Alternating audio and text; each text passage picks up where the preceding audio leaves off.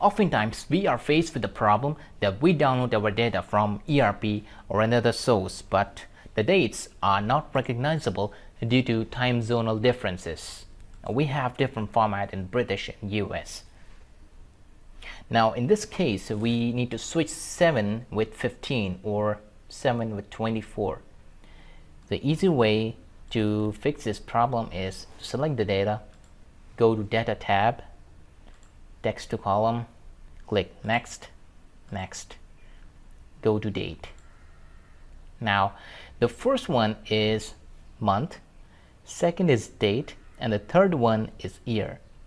So I'm going to select this. First is month, second date, and then year.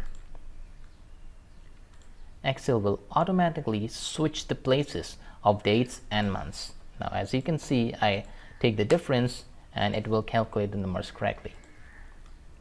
Now, in this data, we have year first, then the date, and then the month. To fix this, we select the data, go to Text to Column, Next, Next, Date. The first one is year, the date, and the month.